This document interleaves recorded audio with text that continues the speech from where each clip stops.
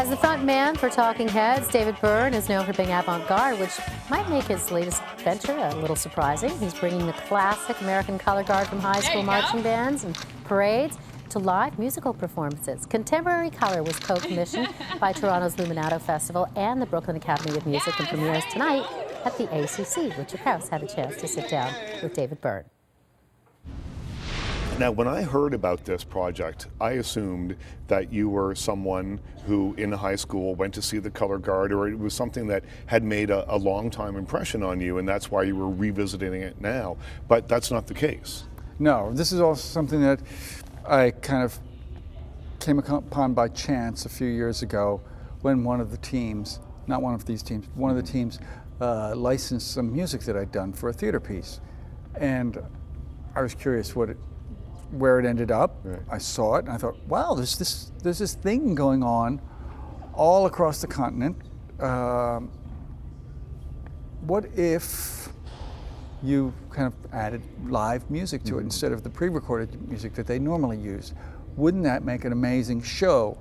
And wouldn't it be amazing for people to see what's being created out there that is completely invisible or under the radar to most people?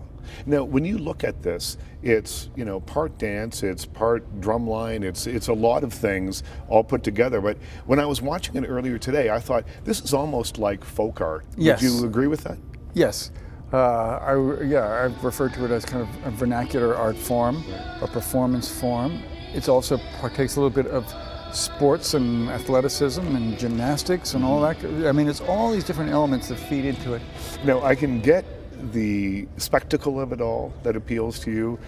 I can get just that it's a lot of fun. But as a musician, you looked at this and said, okay, well, I can bring something to this. What was that thing that you thought you could bring? Well, I thought that by inviting 10 musical acts and them performing live along with this sport of the arts, that it would just take it to another level. Yeah. It would, both as far as what happens to the music, kind of music sometimes feels a little different when there's a visual element to it, and to what these guys are doing, which is, if you have pre-recorded music, it can be great, but then you kind of hit this emotional ceiling. Right. But then when it's live, the ceiling just falls away, and it can go as high as is possible. I was reading your blogs about this, and you talk about the emotional element that is there. You have teams who are working very hard. They're in front of a lot of people. It's a live situation, so there's a heightened sense of everything in that situation. Yes. And you were talking about the emotions that come out in these situations where people sometimes break down because of the amount of pressure and that sort of thing. As someone who's performed live in very similar kind of situations, I would think, can you relate to that? Oh, absolutely. Yeah. In a very different way. Yeah.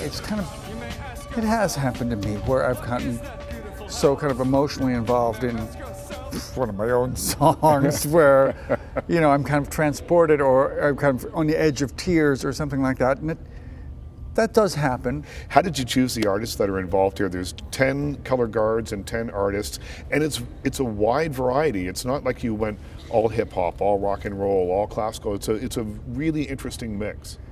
Well, that's exactly what I wanted. I wanted an interesting mix of musical artists, so to be kind of pop stuff and kind of more experimental, kind of rock and R&B, and I just mix it all together. So you get a whole variety of acts. When audiences see this, are they to be wowed by the spectacle of it? Are they to sit back and just drink it all in? It's going to be the music that draws them in. Right. But I think there's a secret army of color guard fans that I think are going to descend on some of these venues as well. And so there's going to be, I think, this mutual discovery going on, which should be really nice. And for more information on David's color guard team and the Luminato Festival, head to our website.